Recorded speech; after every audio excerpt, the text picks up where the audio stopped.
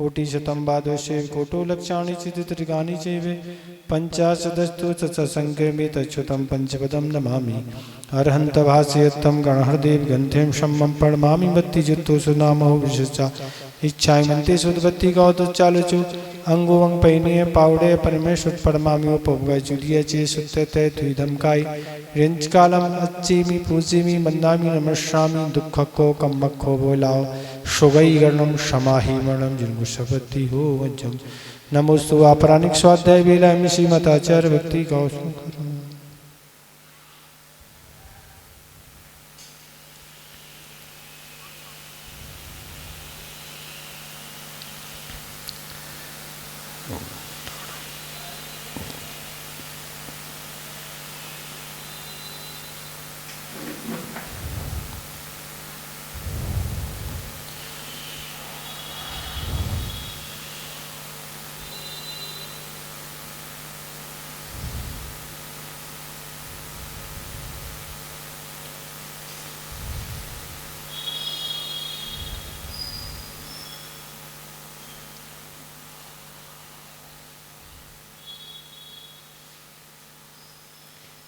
सुत जलदीपार्घ्यभ्य सुपरमति विभावना पटुमतिभ्य सुचरे तपोनिधिभ्यो नमो गुरुभ्यो गुरुभ्य छत्तीस गुण समज्ञे पंचव्याचार्य करण संदर्शे शिष्याणंग कुशली धम्माई ऋषयाबंदी गुरुभक्ति संयमेण तरंती संसाय शायरम घोरम छिन्नति अट्टकुम्भम जमुनिम न पाविन्ति हे नित्यम तरंत होम निर्ता ध्यानाग्नि होता कुला षटकर्मा विरता तपो धंधना साधु क्रिया साधुवासील प्रावरणा गुण पढ़ना चंदा चुति जुदका मोक्ष द्वार कपाटे पाटे मटा पीरंतु माम साधुवा गुरुवा पांतो नित्यम ज्ञान दर्शन नायका चारित्राण गंभीरा मोक्ष मार्ग उपदेश का इच्छा ते आरक्ति गौज चालुचु शमनान संदुन संयुक्ताणम पंच विहाचानम आय्यारम आराधि सुदानुपदेश्याणम ओच्छायाणम तीर गुण पारयाणम शबसाणम चेंचकालम अंचीमी पूजीमी मन्नामी नमस्यामी दुख को कम्मखो बोलाओ सुगई गणम क्षमाही मरणम जिनको सपति हो मज्जम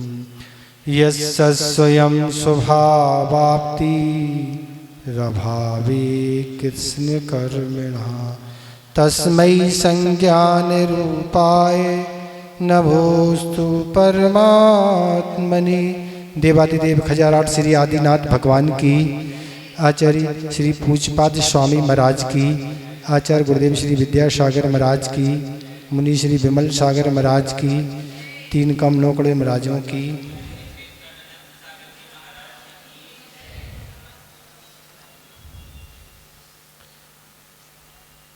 अब शिष्य शंका कर रहा है, कह रहा है कि यह तो निश्चित है कि मोक्ष में सुख है। ये तो सभी जानते हैं कि मोक्ष में सुख है, ये तो निश्चित है। यदि वैसा ही सुख संसार में मान लिया जाए तो इसमें क्या बाधा है। शिष्य कह रहा है, अपनी शंका रख रहा आचार्य महाराज के बाद, पर आचार्य महाराज तो जज की तरह होते हैं, वकील कितने ही अपनी तर्क रखे पर जज तो सारे खारिज कर देते हैं। तो ये कह रहे हैं कि यदि वैसा सुख संसार में मान लिया जाए तो क्या क्या हानि है, क्योंकि सभी संसारी जीव सुख चाहते हैं, और यदि वह जीव संसार में सुखी हो जाता है तो इसमें क्या बाधा है आपको। तो फिर महापुरुष इसे त्याज क्यों कहते हैं। महापुरुष हमेशा यही कहते हैं कि संसार को छोड़ो छोड़ो, इसको नाश करने की प्रेरणा क्यों देते हैं। इस संसार में ऐसी क्या बुराई है, जो इस संसार में ऐसी कौन सी बुराई है जो छोड़ने की बात कहते हैं, और सिद्धों के समान सुख ही हमें प्राप्त हो रहा है, तो क्या बाधा है। तो आचार्य महाराज उसी शिष्य की शंका के समाधान में अगला 12 नंबर श्लोक दे रहे हैं कि इस संसार में क्या बुराई है, जो तुम संसार के सुखों की तुलना सिद्धों के समान कर रहे हो, कि सिद्ध जैसी सुखी रहती वैसी सुखी यहाँ है। तो अब आचार्य महाराज 12वां श्लोक दे रहे हैं, इसका उच्चारण करें। विपद विपद भाव पदावर्ती पदावर्ती विपद भाव पदावर्ती पद के वाति वाह्यते, वाह्यते। यहाँ स्वराघात नहीं होगा, ठीक है? क्यों? यहाँ वा दीर्घ है इसलिए नहीं होगा। समझ, पद के वाति वाह्यते, यावत, यावत, तावद, तावद, भवन तेन्याह, यहाँ स्वराघात होगा। तेन्याह, यावत तावत भवन तेन्याह। दीर्घ और विसर्ग दोनों है, तेन्या इसलिए खींचना है। तेन्याह, यावत तावत भवन तेन्याह। प्रचुरा, प्रचुरा, विपदाह, इसमें ही विसर्ग। विपदाह, पुराह, इसमें ही विसर्ग। पुराह, प्रचुरा, विपदाह, पुराह, प्रचुरा, विपदाह, पुराह। हाँ, करें उच्चारण।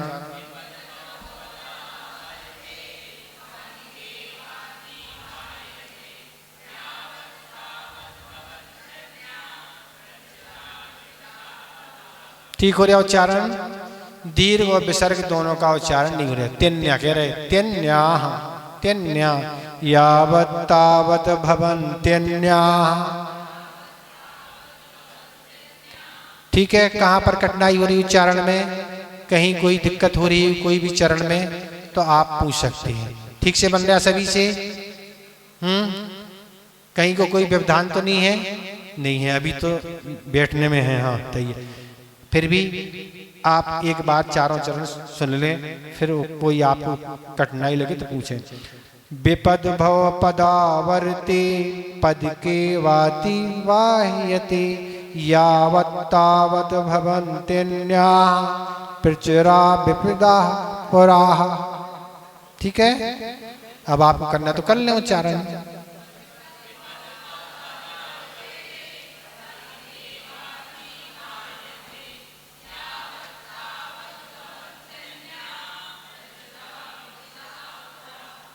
ठीक हो क्या उच्चारण? आचार्य महाराज कह रहे हैं भव पदावर्ती पद काय। भव माने संसार रूपी पैर से चलने वाला घट का यंत्र, एक रहेट होता है। अब इसको बताएंगे।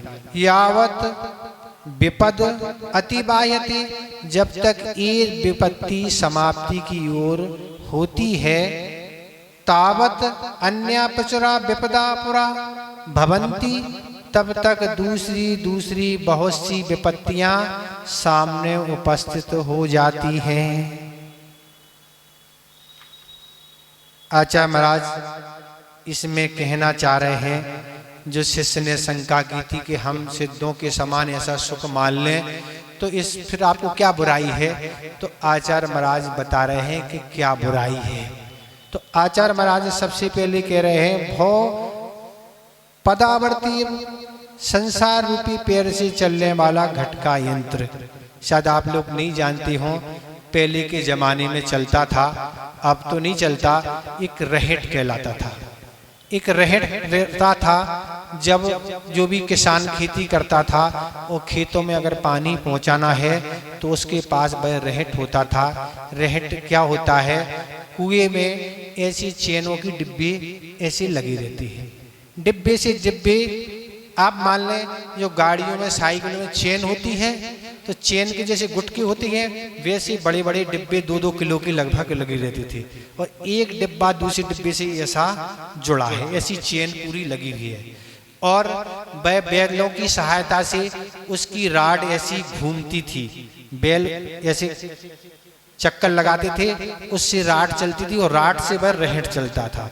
और रहेट के माध्यम से जो रहेट में डिब्बे लगे हैं, कुएं से वह डिब्बे भर के आते थे पानी, और वह एक ट्रे रखी रहती थी, उस ट्रे में पानी आ जाता था, डिब्बे खाली हो जाते थे और क्यारियों के माध्यम से पूरे खेत में पानी पहुंच जाता था। ये आचार्य महाराज एक दृष्टांत दे रहे हैं।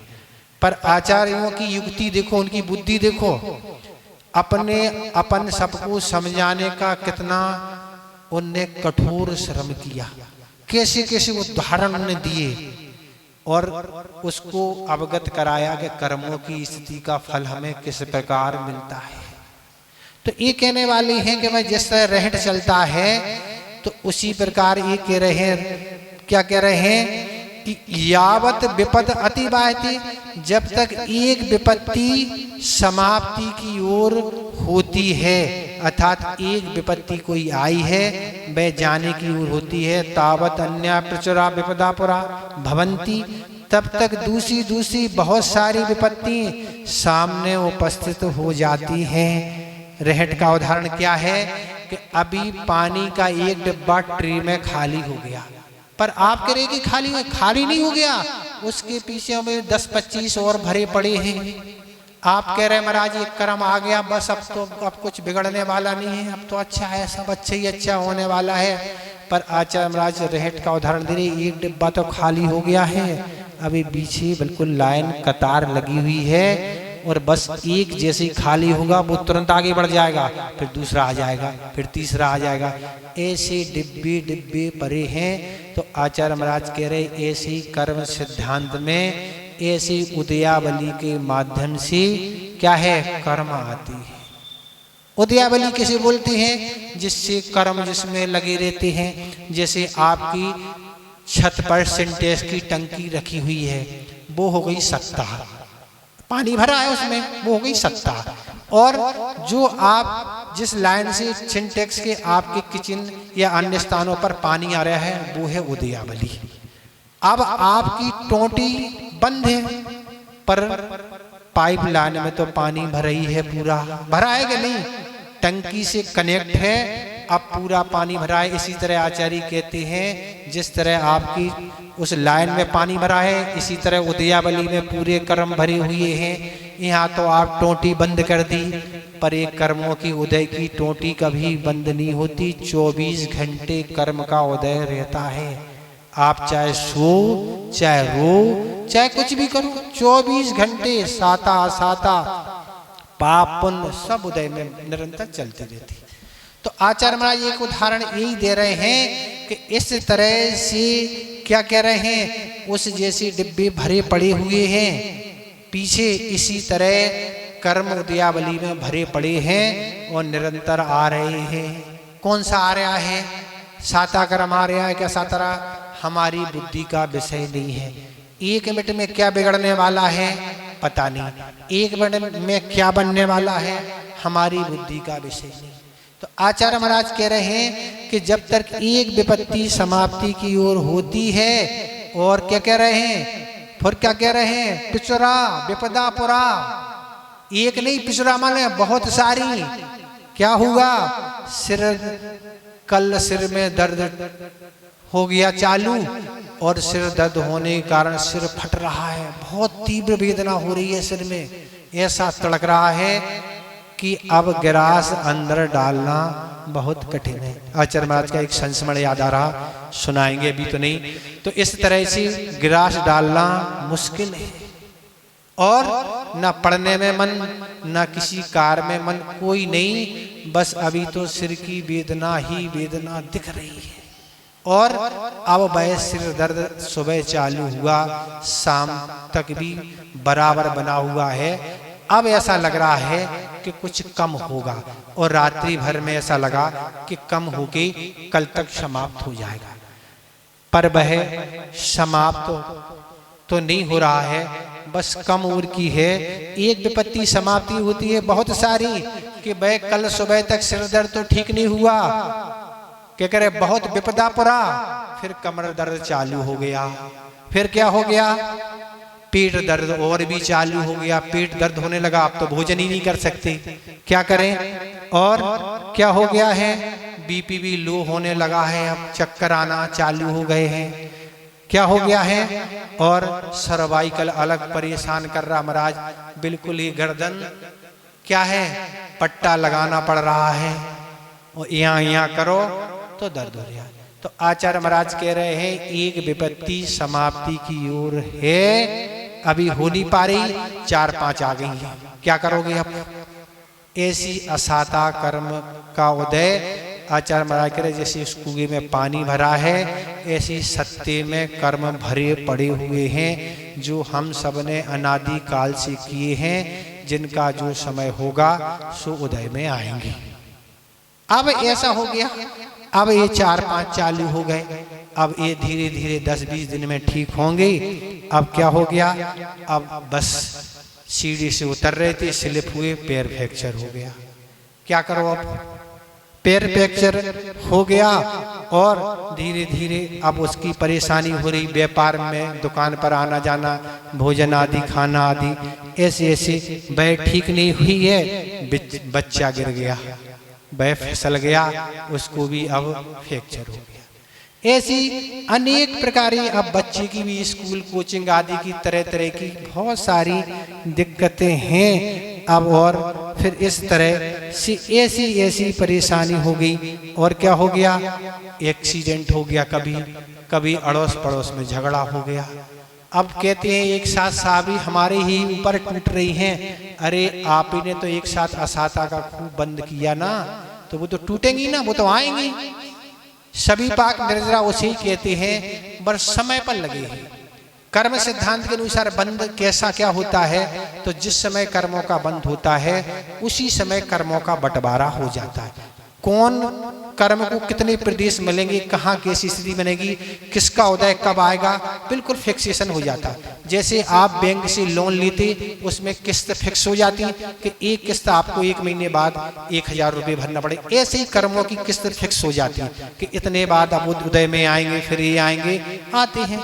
और जो पहला कर्मों के अनुभव रहता बहुत तेज रहता, जो सबसे पहले उदय में आएगा बहुत भयंकर ऐसा हिलाता है, सबसे ज्यादा तीव्रता उसकी ही रहती है जब प्रारंभ होता है।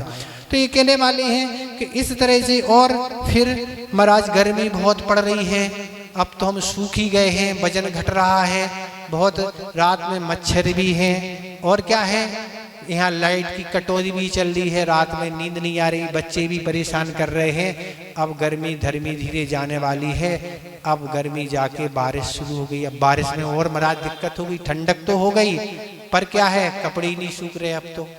अब तो आना ही जाना बंद हो गया, अब तो पापड़ ही नहीं सूख रहे, मिर्ची ही नहीं सूख रही, अब क्या करें।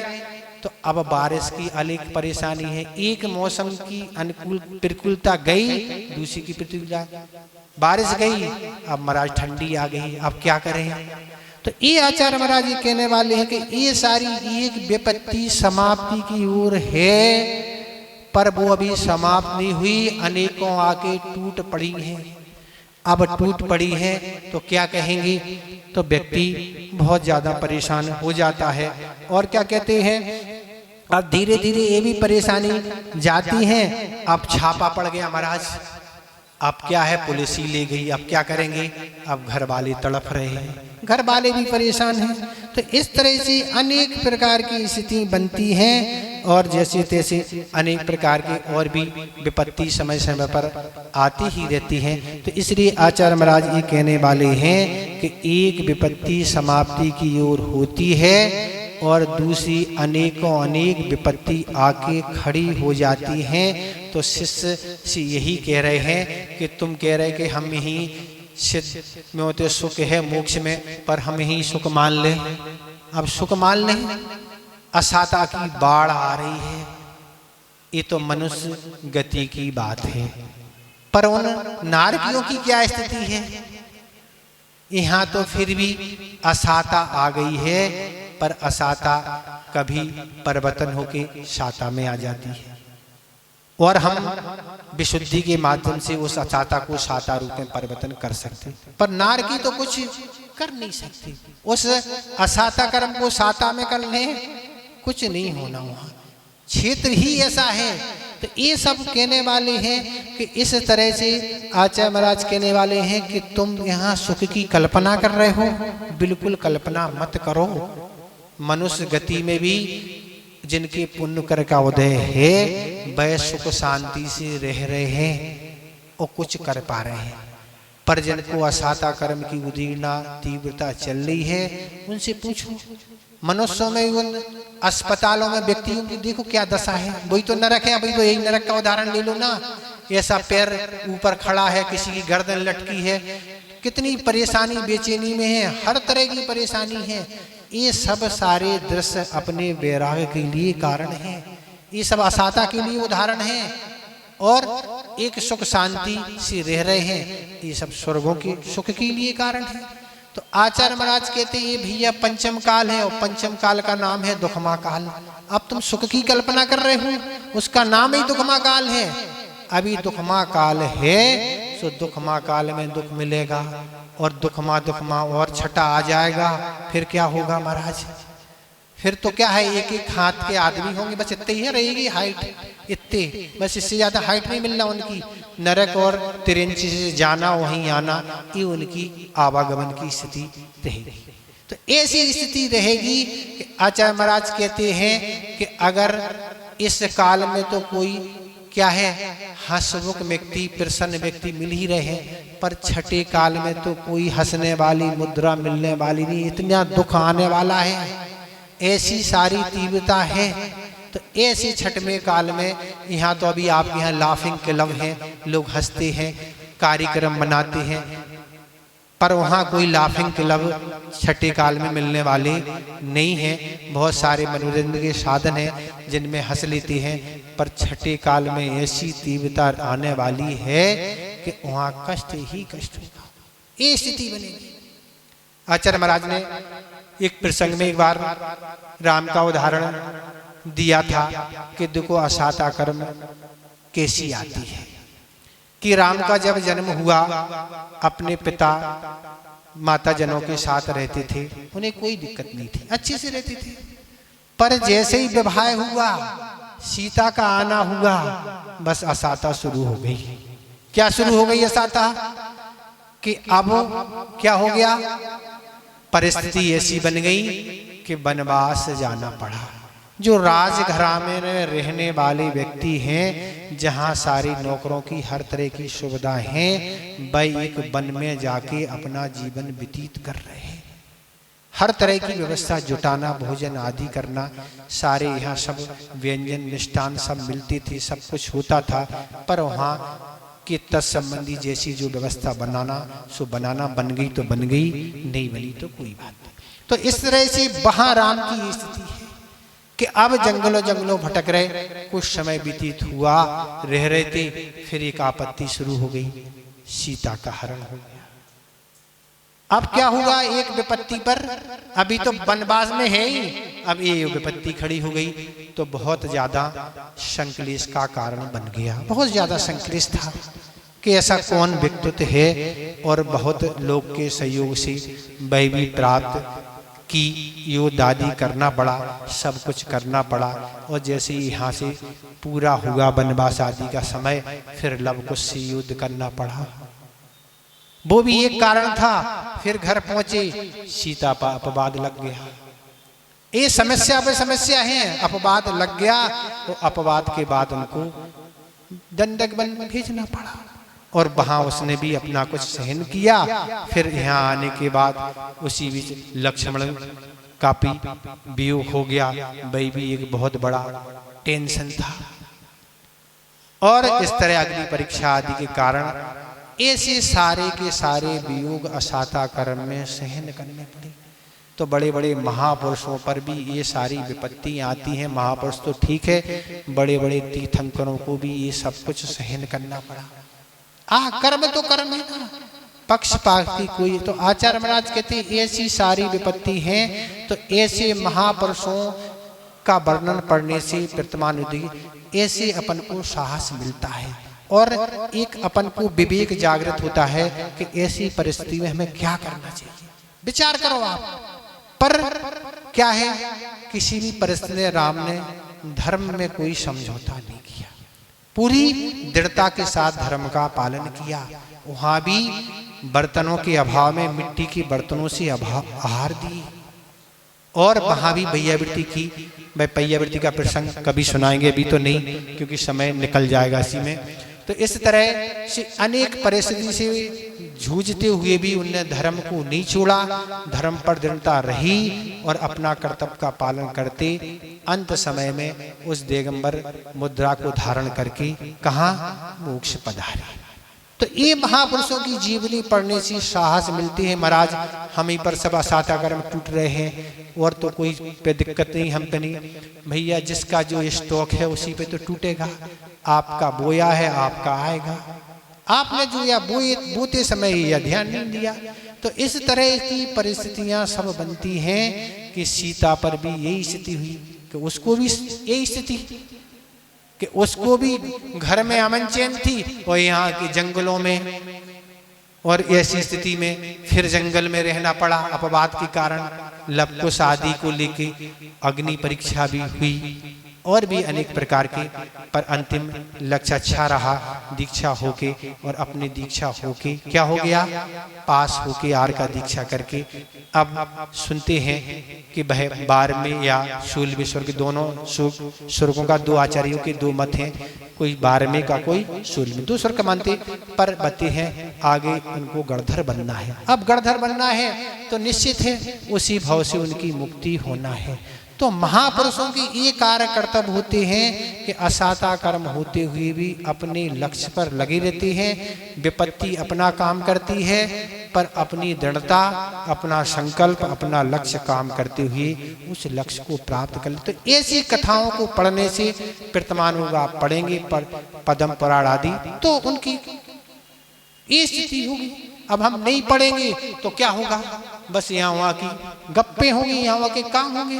तो अगर हम स्वाध्याय करने से, आचार्य महाराज जी यही कहा था कि ऐसी महिलाओं को सतियों की कथाएं पढ़ना चाहिए कि देखो सतियों ने कैसा अपना जीवन निकाला, तो हमारे उन सती धर्म को पालन करने की भावना बनेगी और हमारा आगामी जीवन अच्छा बनेगा। और यहाँ वहाँ की आप कथाएं पढ़ेंगे, सुनेंगे तो वैसे ही आपका मन होगा, तो आपका मन वैसे ही भटक जाएगा। तो ये सारी स्थिति है। एक प्रसंग याद आ रहा, एक महाराज के पास कुछ प्रबुद्ध महिलाएं गईं दर्शन करने के लिए और वह दर्शन किए। तो महाराज ने उनसे पूछा कि आप लोग स्वाध्याय करते क्या? हाँ स्वाध्याय महाराज लोग करते हैं। तो क्या स्वाध्याय चल रहा है, क्या आप कर चुके हैं? महाराज हम लोग पद्म पुराण पढ़ चुके हैं और भी ग्रंथ पढ़ते रहते हैं। तो आपको पद्म पुराण में क्या अच्छा लगा?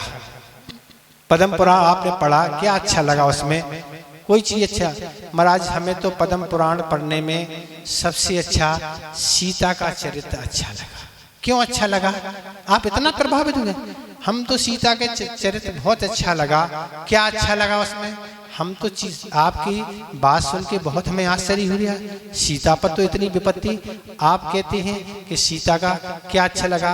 महाराज हमें तो यही अच्छा लगा कि 3-3 सासों की बात सहन करने की अपेक्षा तो राम के साथ जाना अच्छा है। यहाँ रह के टेंशन सहन करो, दुनिया की विपत्ति सहन करो, इसलिए भैया सीता राम के संग चली गई, वहाँ अच्छा रहा। कम से कम जो कुछ रहा सो रहा, यहाँ की विपत्ति से तो बच गई। तो ऐसे लोग उत्तर देने वाले हैं। आज के जमाने के पढ़े लिखे लोग हैं, उनकी आज की सोच ये है। ये सारी स्थिति है। बड़ों से अनुभव मिलेंगे, कुछ हम सीखेंगे नहीं। महाराज अब तो अलग तरह की लाइफ है महाराज, उस लाइफ को हमें जीना है जिसमें ना पर्दे की कोई बात है, ना कोई बोलचाल की, ना किसी तरह की। अब तो अपन विदेश सभ्यता में जी रहे हैं जहाँ ना कोई पर्दा है, ना कोई मर्यादाएं हैं, ना कोई कुछ है। हम अपने आप को बहुत अच्छा समझ रहे हैं। ये सारी उत्तर देने की आज पद्धतियां हैं। देखो मर्यादा तो दोनों तरह की, दोनों तरफ से रहना चाहिए और विवेक भी दोनों तरफ से होना चाहिए। हम एक पक्ष की बात नहीं। आप लोग सोचेंगे कि देखो सासों का ही पक्ष लिया जा रहा, वह भी सास बनने वाली है, कोई तो सास बनेगी नहीं। दोनों के लिए विवेक रखना तो आवश्यक है, तब जाके कार्य अच्छे होते हैं। सबके कर्तव्य जो हैं उन सबको कर्तव्य का पालन करना चाहिए, तब किसी भी सामंजस्य की स्थिति बनती है, नहीं तो सामंजस्य की स्थिति नहीं बनती। तो ये असाता कर्म के कारण आचार्य महाराज ये कहते हैं एक विपत्ति जाती है तो ऐसी विपत्ति आने का कारण क्या है? असाता कर्म है। क्यों आ रही है महाराज विपत्ति? क्या करें इसके लिए हम? तो ये विपत्ति आने का कारण सिर्फ असाता कर्म है और वह असाता कर्म का क्या है, बंद किससे होता है? तो आचार्य उमा स्वामी महाराज ने तत्वासूत के 6 अध्याय में असाता बंद के क्या क्या कारण हैं उनका उल्लेख किया है। तो उसमें बंद के कारण क्या लिखा? दुख शोक तापा क्रंदन ये आदि कारण लिखे। दुख शोक आदि करने से असाता वेदनी का आश्रय होता है, और असाता वेदनी जब आता है तो समय पर उसका उदय होता है। उसका उदय होने से हमें असाता से बेचैनी होती, तरह तरह की कष्ट होती है। आचार्य महाराज एक बहुत अच्छा उदाहरण देते हैं कि जैसे मान ले कि असाता कर्म के कारण किसी भी सदस्य का परिवार में वियोग हो गया, किसी के पति का हो गया, किसी के पत्नी का हो गया, किसी के बच्चे का, असाता कर्म के कारण कभी किसी का वियोग हो गया, और वियोग हो जाने से बहुत संक्लेश होता। महिलाओं की स्थिति तो और भयानक होती है संक्लेश करने की। कितने संक्लेश, भोजन नहीं करना, बेहोशी आदि की स्थिति बन जाती है, और इस तरह से तरह तरह की स्थिति हो जाती है। तो वह तरह तरह की बहुत ज़्यादा असाता कर्म का बंध इसमें हो जाता है। तो आचार्य महाराज कह रहे जिस जीव का मरण हुआ वह तो स्वर्ग चला गया, और अंतर्मूर्त में पर्याप्त होके वह भगवान के समूषण में पहुंच गया। भगवान की अच्छे से अर्चना पूजन करके भगवान की वाणी का पान कर रहा है। वह तो प्रसन्नता के साथ अपना जीवन निकाल रहे, और तुम यहाँ रोके असाता वेदनी का बंद कर रहे हो। वो सुख शांति से है, तुम्हें अशांति है। जिसके कारण तुम रो रहे हो वह क्या है, सुख का अनुभव कर रहा है, और तुम क्या है, असाता। तो महाराज क्या करें फिर? रोना बंद कर दें क्या? संक्लेश नहीं करें? देखो ये कोई समाधान नहीं है। रोना और संक्लेश करना कोई समाधान नहीं है। समाधान क्या है महाराज? तो समाधान ये ढूंढो कि अब किसी का वियोग हो गया, कोई स्थिति घटित हो गई, तो उसके अभाव में हम अब आगामी जीवन हमें कैसा निकालना है। ये चाहे बालक का अभाव हो, चाहे किसी भी सदस्य का अभाव, अब हम अपना जीवन, ये तो हमारा आगम का सिद्धांत है कि जिसका जीव का मरण हो गया वह वापस आने वाला नहीं। ये तो अटूट पक्का सिद्धांत है, इसमें कोई समझौते की बात नहीं। वो तो चला ही गया, पर अब उसके अभाव में हम अपने आगामी जीवन को कैसे सुंदर बनाएं, कैसे अच्छा बनाएं, कैसे व्यतीत करें, किसका सहयोग लें, किससे समझें। तो अब ये रास्ता अच्छा है, अब उसी में हम घुटते रहेंगे, घूमते रहेंगे, उससे कोई समाधान होने वाला नहीं है। सिर्फ असाता वेदनी का ही बंद होगा। तो इसलिए आचार्य महाराज यही कहते हैं कि ऐसे क्या है, दुख शोक तापा क्रंदन आदि करने से इस तरह से असाता वेदनी का बंद होता है। आचार्य ज्ञान सागर महाराज जी कहते थे कि जिस तरह व्यापारी सुबह उठते ही सबसे पहले पेपर देखता है। क्यों देखता है पेपर? इसलिए देखता है कि जिसका हमारा व्यापार है उसमें कितने रेट घट गए हैं कि बढ़ गए हैं, सबसे उठ के पहले। और एक पेपर में भी कई पेज होते हैं, जिसका जिस पेज में इंटरेस्ट है, जिस विषय में वो देखेगा। खिलाड़ी होगा तो वो खिलाड़ी का पेज निकालेगा, फिल्मी दुनिया वाला फिल्मी दुनिया का, व्यापारी व्यापारी, राजनीति वाला, जिसको जो पसंद है वो सबसे पहले पढ़ेगा। वो उसको आगे वो पीछे से कोई मतलब नहीं। तो जिस तरह से सुबह व्यापारी उठते सबसे पहले पेपर देखता है, ऐसे ही गृहस्थ को अगर सुख शांति का अनुभव करना है तो सबसे पहले तत्वासूत का 6 अध्याय देख ले। उठे उठते टीवी नहीं देख ले, और भी मोबाइल उठा के चालू नहीं, कौन सा मैसेज आया रात में, सबसे पहले कौन सा, 6 अध्याय। 6 अध्याय सब अध्यायों में 6 हुआ है, और सबसे छोटा अध्याय है, मात्र 27 ही सूत्र है। और उसमें ही कौन से कर्म का बंध कैसे हमारे कौन से भावों से होता है, सारा का सारा वर्णन आचार्य उमा स्वामी महाराज ने रख दिया है।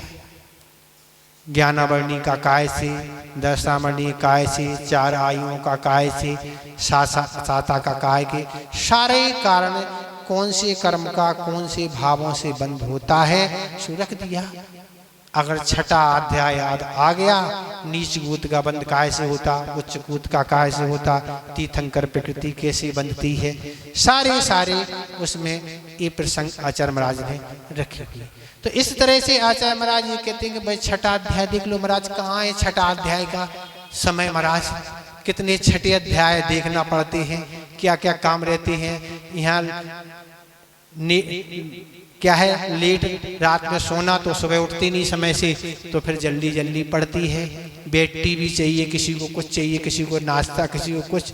इसी में हमारा छठा अध्याय पूरा हो जाता है महाराज। तो क्या करें, हमारा तो छठा अध्याय यही है ना। तो बस छठा अध्याय नहीं तो आश्रव के लिए हम बच कैसे पाएंगे ना, कैसे बच पाएंगे। करते रहो ना, काय बांग मना कर्मेगा शास्त्रवा शुभा पुण्यस्या शुभा पापस। बस ये है, आश्रव तो होगा पर किनका होगा, शुभ का होगा क्या अशुभ का महाराज। तो जैसे भाव होंगे, मन वचन काय की क्रिया शुभ है तो शुभ का आश्रय होगा, और मन वचन काय की क्रिया अशुभ है तो अशुभ का आश्रय होगा। ये आश्रय होता है। अभी आश्रय होगा तो आश्रय होगा तो उदय में होगा, उदय होगा तो आप क्या है, संकलित होंगे। तो ये सारी स्थितियों के लिए ये असाता कर्म के कारण ये सारी स्थिति बनती है। तो असाता के कारण हटाना होगा और साता के बंद करना होगा। साता के बंद क्या है, भूत वृत्त अनुकंपा शराग दान इन आदि ये भी साता विधि, इनको करने से साता वेदनी का बंद होगा, और साता वेदनी का बंद होगा तो वह उदय में आएगी। पर हमने कर्म का बंद जैसा किया उस रूप में ही भोगना पड़े, ये नियम नहीं बनाए महाराज। हमारा असाता का हमने बंद किया तो हमें भोगनी पड़े, ये कोई नियम नहीं। हम असाता कर्म को साता में परिवर्तन भी कर सकते हैं और साता को असाता में। ये हमारे भावों पर डिपेंड है, कितने ही हमारे कर्मों की तीव्रता है। और अगर हम विशुद्धि आदि बनाते हैं तो वह असाता क्या है, साता रूप में परिवर्तित हो जाएगी। ऐसे अगर हमारे भाव होंगे, ऐसा क्षेत्र होगा, विशुद्धि होगी तो हो सकती है, चलते ही रहता ऐसी विशुद्धि के माध्यम से। और अगर हमारी विशुद्धि नहीं है, संकलित आदि है, तो वह साता में आज परिवर्तित हो जाएगी। तो ये सारी स्थितियां परिस्थितियां चलती रहती हैं। इसलिए आचार्य महाराज कह रहे हैं यहाँ सुख है तो एक जाति है और वो डिब्बे भरे पड़े हैं, और डिब्बे जो खाली होके जा रहा है फिर वह भरने जा रहा है, फिर भर के आने वाला है। एक कर्म का उदय हुआ है और समता नहीं रखी, पुनः फिर बंद हो रहा है।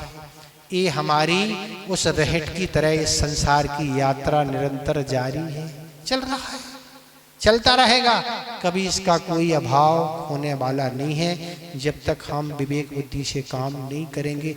24 घंटे बताओ, 24 घंटे उदय है और 24 घंटे बंद चल रहा है। 7 कर्मों का बंद 24 घंटे होता, केवल आयु कर्म एक ऐसा है जी निश्चित समय पर जिसका बंद होता, पर 7 कर्मों का बिल्कुल निरंतर चलता है।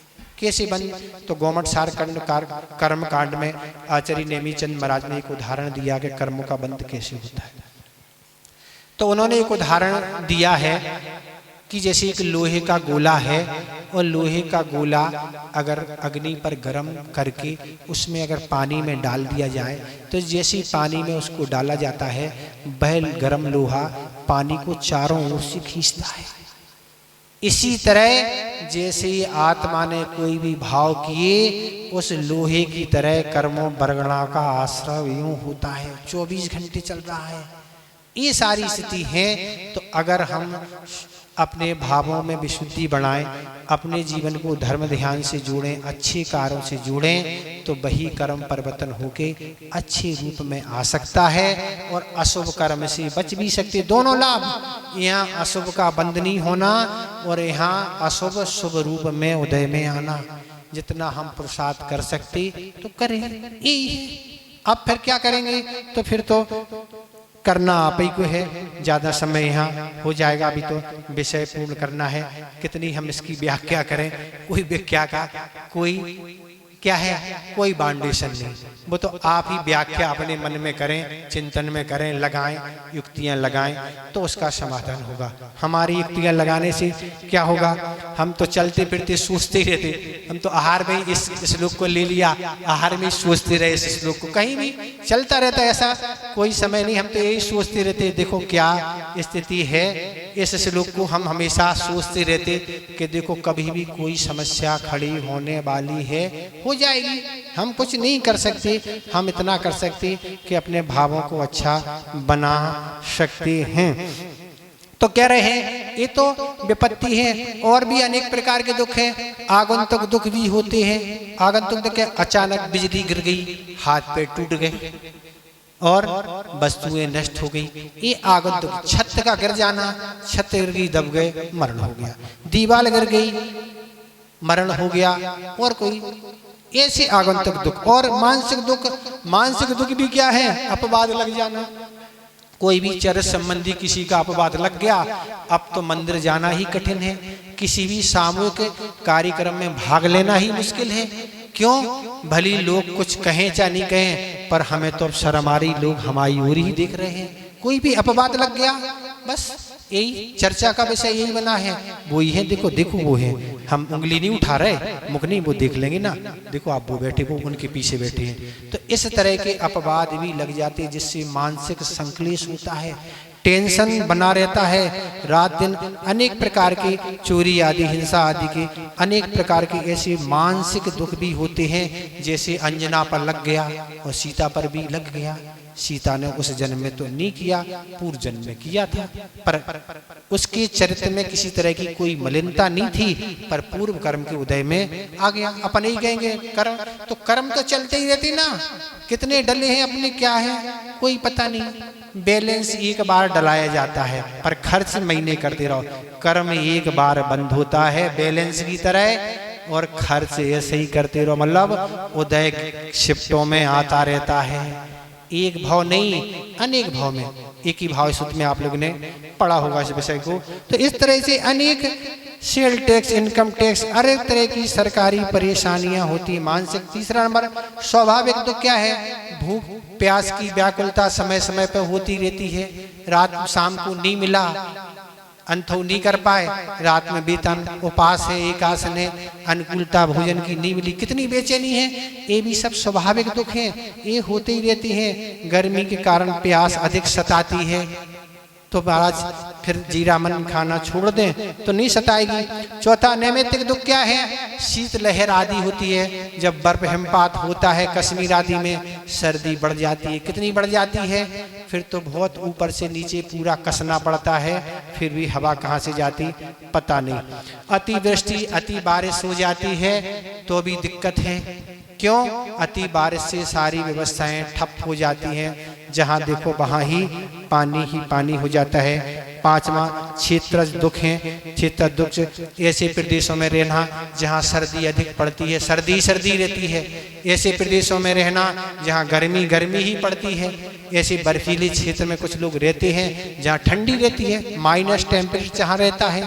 तो ऐसे और दोषज दुख क्या है? बात पित्त कफ, ये भी बात के पित्त और कफ जब कम जाते बढ़ जाते हैं, उनसे शरीर में वेदना होती है, रात में नींद ही गायब हो जाती है। तो बात पित्त के कारण ये दोषज। और पारस्परिक दुख क्या होते हैं? एक दूसरे को दुख देने वाले ये पारस्परिक हैं। आपसी में झगड़ा हो गया, पड़ोसी से हो गया, अब तो रोज पड़ोस में रहना है, क्या करें? जब कभी झगड़ा हो जाता है, दुकानदार का दुकानदार से हो जाता है, और घर में तो चलते ही रहती है महाभारत। तो इस तरह से और भी तरह तरह के मित्र आदियों से झगड़ा, रिश्तेदारों से, अड़ोसी पड़ोसी। तो ये पारस्परिक दुख एक दूसरे को पहुंचाते रहते हैं, निंदाएं करते रहते हैं। और प्रकृत दुख देव नारकियों को दुख देते हैं, नारकी। इस तरह से ये सारे दुख देने की पद्धतियां इस संसार में चलती रहती हैं। तो इस तरह आचार्य महाराज ये कहने वाले हैं कि इसमें अनेक प्रकार के दुख इस संसार में भरे पड़े हुए हैं। तो आचार्य महाराज ये कह रहे हैं कि अगर मोक्ष शांत सुख यहाँ संसार में आपको नहीं मिलेगा, पर अगर आप पुरुषार्थ समीचीन रूप से करते हो, तो जो महापुरुषों ने जो उपदेश दिया है संसार छोड़ने का, अगर समीचीन रूप से वैसे ही पुरुषार्थ करेंगे तो आप भी सिद्धत अवस्था को प्राप्त करेंगे। बस एक बार मेहनत करना है, एक बार मेहनत कर ली, दमदार तो बेड़ा पार। अंजन चोर जब चला गया तो आप तो बहुत होशियार आदमी हैं, भोपाल के लोग बहुत जल्दी कहीं शॉर्टकट से कहीं भी पहुंच जाएंगे, बहुत योग्यता प्राप्त है आप लोगों को, आप लोगों को कोई चिंता की बात ही नहीं है। तो ऐसे अनेक प्रकार के दुखों के साथ जीवन निकाल रहा है, फिर भी व्यक्ति हर्षित है, महाराज हम तो बहुत खुश हैं, हम तो बहुत प्रसन्न, इसलिए कि दूसरा दुखी ज्यादा है, आप पे दुख कम है, इसलिए हर्षित हैं। पर उन जैसी बीतेगी तब समझ में आती है कर्मों की बाढ़ कैसी आती है, कैसे कर्मों के बंद होते हैं, भगवान ही जाने। अपन तो ये श्लोक पढ़ के सोचते रहते हैं क्या कैसी स्थिति बनती है, ऐसी ही बाढ़ आती, किसी को जब आती है ऐसी वेदना और तड़फन होती है, क्या करें, पर उसका ही किया हुआ है।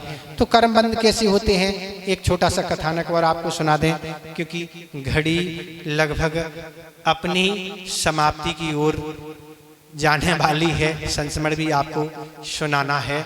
तो ऐसे कर्म बंद होता है। कल हमने जीवनधर के पिता का उदाहरण दिया था, राजा सत्येंद्र का। तो कल सुनाया था कि जीवनधर कुमार का जन्म मरघट में हुआ। क्यों मरघट में हुआ, क्या किया ऐसा जीवनधर कुमार ने? तो जीवनधर कुमार से पहले वह एक राजकुमार के पुत्र थे और वह एक बार घूमने कहीं गए हुए थे और घूमने कहीं गए तो उन्हें हंस के बच्चे दिखे और हंस बच्चे दिखे, उन्हें बहुत अच्छा लगा। उनने दोनों बच्चों को उठाया और अपने घर उनको लेके आए, उनको अच्छे से अच्छे स्थान पर रखा और भोजन पानी आदि सब कुछ दिया उनको। और जैसे उनके पिता को ज्ञात हुआ कि हंस के बच्चे कहीं से लाया है, तब पिता ने समझाया और डांटा कि तुमने क्या किया, क्यों लाए? उनके माता पिता कितना कष्ट का वियोग सहन कर रहे होंगे, तुम यहाँ ले आए, ये तुमने अच्छा नहीं किया। तब वह जीवनधर कुमार दोनों बच्चों को वहीं यथास्थान छोड़ आए और छोड़ के आ गए। और आके उन्होंने बहुत पश्चाताप किया, अपनी गलती को स्वीकार किया और बैराग वह इस घटना से विरक्त होके वह उन्होंने दीक्षा धारण कर ली। दीक्षा धारण कर ली और भी जो उनकी 8 रानियां थी उन्होंने भी दीक्षा धारण कर ली और दीक्षा धारण करके अगले जीवन में वह जीवनधर कुमार बने। पर वह कर्म नहीं गया। कर्म कब उदय में आ गया कि जो एक राजघराने का पुत्र जिसका जन्म होना था उसका जन्म कहाँ हुआ? मरघट में, शमशान। राज में घराने में नहीं हुआ, कर्म बंद के कारण। जब वह जीवनधर बन गए और एक सेठ के यहाँ उनका लालन पालन हुआ और एक मुनि महाराज से उन्होंने पूछा कि महाराज हमारा जन्म मरघट में क्यों हुआ, ऐसा हमने कौन सा कर्म किया था? तब महाराज ने बताया तुमने 2 हंस के बच्चे लाए थे, उनको माता पिता से अलग किया था, इसलिए तुम्हारा जब जन्म हुआ न तुम्हारी माता थी न तुम्हारा पिता था। जब जिस तरह मरघट में जन्म हुआ माता झाड़ियों में छिप गई थी, क्योंकि सपना आया था उनको कि सेठ एक आने वाला है, वह मरे हुए पुत्र को यहाँ रख जाएगा और इसको वो ले जाएगा, इसका लालन पालन सेठ कर। वो छिप गई, तो ना माता थी ना पिता थी। और दूसरा, हमें कैदी बनाया गया एक जगह। तुम्हें कैदी भी क्यों बनाया गया दूसरी जगह? इसलिए कि तुमने उन दोनों हंस के बच्चों को रखा था, किसमें? पिंजड़ी में, इसलिए तुम्हें कैदी बनाया। फिर तुम्हारा जन्म मरघट में, इसलिए तुम्हारा जन्म मरघट में भी हुआ। ऐसी 3 बातें महाराज ने बताई। इस कर्म के अनुसार ये तुम्हें फल मिला। ये छोटी सी बात है कि यथावत ना मारा ना पीटा और लाए उनको रख लिया, भोजन आदि खिलाया और उनको यथास्थान छोड़ आए, पश्चाताप भी किया और दीक्षा भी धारण की, तप भी किए, पर वह कर्म गया नहीं। कर्म फिर उदय में आ गया। तो हम आप कौन लगते हैं?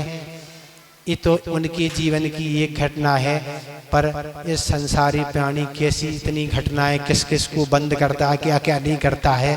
तो ऐसे कर्मों के बंद होते रहते हैं। इसलिए अब इसकी ज़्यादा व्याख्या नहीं करना है, यहीं पर अपन इसको सब कुछ समाप्त करना है। संक्षिप्त सार में यही समझे कि ऐसा मोक्ष जैसा सुख इस संसार में नहीं है। संसार में सुख की ऐसी कल्पना मत करें। ऐसा सिद्ध बनने के उपरांत ही ऐसी सुख मिलेगा। जिस तरह से रहट का उदाहरण दिया है, कुएं में पानी भरा है, कुएं का पानी समाप्त हो सकता है, रहट हमारे बंद भी हम कर सकते हैं, पर कर्म का उदय हम बंद नहीं कर सकते हैं। कर्म की सत्ता कभी समाप्त कब होगी? जब हमारा क्या है, इस संसार से क्या होगा, गमन होगा, मुक्ति होगी, इसके बगैर नहीं। तो इस तरह से यह आपका हो गया। आपको कुछ पूछना हो तो पूछ लें, और नहीं पूछना है तो अच्छा है, सब समझते हैं आप लोग। थोड़ी आवाज तेज करें, आवाज नहीं आ रही यहाँ तक।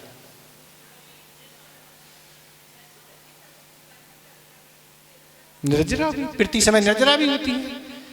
सविपाक और अविपाक दो प्रकार की निर्जरा होती है। तो सभी परिवार निर्जरा प्रत्येक समय चल रही है ना, वो भी चल रही है, निर्जरा भी हो रही है, बंद भी हो रहा है। पर जितनी निर्जरा होती है उससे बंद अधिक ही होता है। जैसे उदाहरण के रूप में आपको बता दें कि जैसे एक आम जब लगते हैं उसमें जो मोर आती है, तो जितनी मोर लगती है उतने आम उसमें नहीं लगते हैं।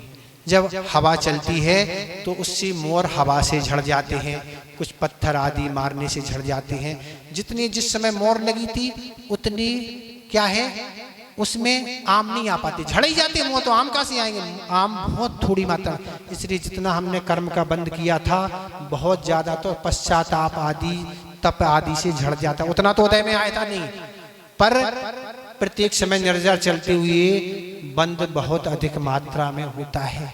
और अगर आप तप आदि साधना करते हैं तो बंद से अधिक निर्जरा भी कर सकते हैं। पर आप पे, आपकी विशुद्धि पर डिपेंड है ना, आप करें तो वैसा भी कर सकते हैं। आप चाहें तो अंतर्मूर्त में आप संसार समाप्त करके मोक्ष पहुंच सकते। अंतर्मूर्त सिर्फ, इससे ज्यादा नहीं लगेगा। अंतर्मूर्त में 8 वर्ष अंतर्मूर्त का कोई भी बालक दीक्षा लेके एक साथ सम्यक दर्शन, सम्यक ज्ञान और सम्यक चारत ग्रहण करके विशुद्धि बढ़ा के छायक सम्यक दर्शन करके छपक श्रेणी चढ़ के केवल ज्ञान पढ़ के मोक्ष प्राप्त कर सकता। 8 वर्ष 2-3 अंतर्मूर्त में बस खत्म हो गया। 9 से 23 जीव का क्या होगा? भरत के क्या एक चले हो गया? क्या करोगे आप? कर सकते हो सकती है निर्जरा, करना चाहें आप, पर निर्जरा के साधन तो हो आपके पास।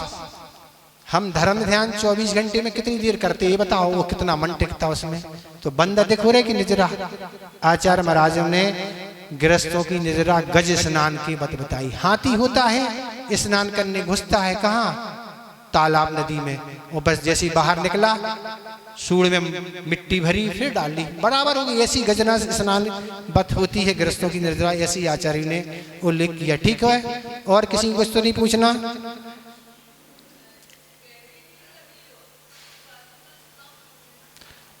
गहरी और इस कमजोर से कोई मतलब नहीं है। जैसे आपकी भावों की परिणति क्या चल रही उस पर डिपेंड है। क्या भाव?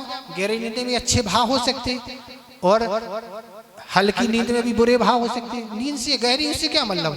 आपके अंदर क्या चल रहा है, किस तरह की परिणति चल रही है, उस पर बंद की प्रक्रिया चलती है। क्या मतलब गहरी और उससे क्या होना?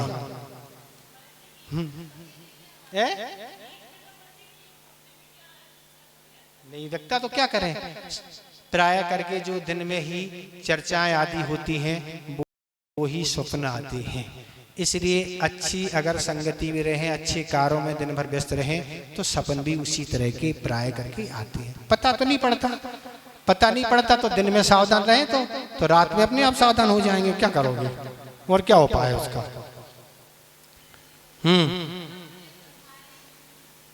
क्या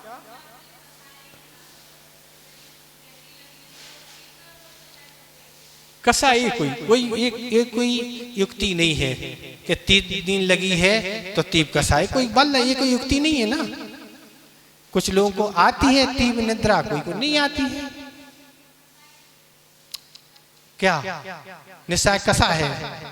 10 ना बढ़नी है निद्रा, कसा है क्या? 10 ना बढ़नी की प्रकृति है निद्रा। क्या ये सब 10 न बढ़ने के 9 भेद है ना। स्थान वृद्धि भी हो सकती है, मुनि महाराज को हो सकती है, गृहस्थ तो ठीक है ना। ठीक है, हो गया पूरा विषय। सबको समझ में आ गया? किसी का प्रश्न सम्यक दर्शन वृत्ति को ही होता है, तो सम्यक दर्शन चौथे गुणस्थान से होता है। हम बता चुके वृत्ति अणुवृत्ति जो बनते हैं उनका पंचम गुणस्थान होता है, फिर आगे के गुणस्थान से महावृत्ति छठे साथ में होते हैं। तो सम्यक दर्शन चौथे गुणस्थान में होता है, उपसम, क्षयोसम और छायक। ठीक है, चौथे गुणस्थान में सम्यक दर्शन हो सकता है अगर करना चाहें। और कल उच्चारण की बात जो थी रागत देशत, पूछा था आपने, रागत देशत, तो दा बोला जाएगा। क्या बोला जाएगा?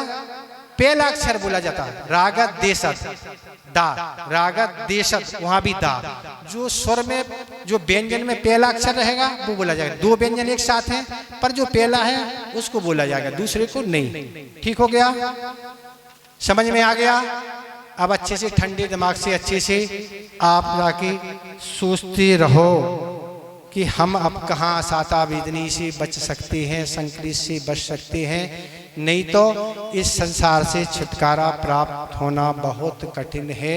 मिनटों में काम हो जाएगा, हम सब अंजन चोर बन जाएंगे, तो सब नहीं बन सकते। ऐसे तो कुछ कथानक और कुछ व्यक्ति होते हैं जो भरत चक्रवर्ती जैसे, बाकी तो इस प्रक्रिया से ही गुजरना पड़ता है। तो इस तरह से ये सारे श्लोक आप देखो, एक घंटा भी आपका, एक घंटे कई घंटे यूं निकल जाएंगे, इतनी सारी व्याख्याएं हैं। और ये व्याख्याएं कितनी में आप घंटों बैठे बैठे यूं निकाल सकते यही चिंतन में। हम तो कल से इसका चिंतन उठते बैठते करते रहे और इतना सारा विषय दिमाग में आ गया, ऑटोमेटिक आ गया। अभी विषय पूरा हुआ नहीं, पर विषय तो यही। अब अगला श्लोक आगे चलेगा, इसकी तो व्याख्या इतनी हुई। कभी आपको कुछ पूछना है इस विषय में तो पूछ सकते। आचार्य महाराज का संस्मरण देखें। आचार्य महाराज 1995 में चतुर्मास कुंडलपुर में हुआ और वहाँ से बिहार करते हुए लक्ष्य बना के गिरनार जी उनको जाना था, पर बीच में चतुर्मास करना था। चतुर्मास कहीं करना था, पर किसी कारण से चतुर्मास महुआ में करना पड़ा। और महुआ में आचार्य महाराज का अच्छे से चतुर्मास हुआ। और चतुर्मास के बाद आचार्य महाराज वहाँ से बिहार करते हुए गिरनार जी गए। गिरनार जी में वहाँ वंदना की, और वंदना करने के बाद आचार्य महाराज सूरत आए, और सूरत में पंचकर्णक आचार्य महाराज ने के सानिध्य में हुआ। और पंचकर्णक के बाद आचार्य महाराज सूरत से बिहार करते हुए फिर महुआ आए। और महुआ में आचार्य महाराज का 1-2 दिन का प्रवास रहा। भाई हम तो गृहस्थ जीवन में थे और हम व्रत की लाइन में लगे हुए थे, प्रयास कर रहे थे कि व्रत दे दिया जाए, तो हम आचार्य महाराज के पास बैठे हुए थे। हम तो सूरत पहुंच गए थे और बिहार करते महुआ आए, तो हम आचार्य महाराज जहाँ हाल में बैठे थे वहीं बैठे हुए थे। वहाँ चतुर्मास कराने वाले जो कमेटी के अध्यक्ष थे वहीं आचार्य महाराज के दर्शन के लिए पहुंचे और आचार्य महाराज से निवेदन किया, आचार्य महाराज इस बार का भी चतुर्मास महुआ में हो जाए तो बहुत अच्छा रहेगा। कितना अच्छा रहेगा, बहुत शांति का क्षेत्र है, बहुत प्रभावना होगी। आचार्य महाराज ने कहा एक बात बताओ, हम आपके यहाँ आज आहार करने गए हो और कल फिर से पहुंच जाएं तो कैसा लगेगा आपको? तो वो कहने लगे आचार्य महाराज ऐसा मौका आप देखिए तो देखो, तो हम बताएं कैसा लगेगा। आपने आज तक मौका दिए नहीं, हम तो बरसों तरस जाते जब एक बार तो पड़घान मिलता है। आप कह रहे आज मिल जाए और कल मिल जाए। जब आप हमें ऐसा मौका देना तो हम बताएंगे कैसा लगा। अभी तो हमें पता ही नहीं, क्योंकि आपने कभी अवसर दिए ही नहीं, तो हम वहीं बैठे बैठे सुन रहे थे। हमने कहा आचार्य महाराज ने भी अच्छी बात रखी, पर उन्होंने भी कितनी अच्छी तर्कना से बात रखी कि मौका तो दो आप, तो हम बता देंगे। ऐसे अवसर कहाँ मिलना। इस तरह आपका समय हो गया। बोधि समाधि परिणाम शुद्धि स्वात्मोपलब्धि शिव शोक सिद्धि चिंतामणि चिंतित वस्तु दाने तम वंदे मानस।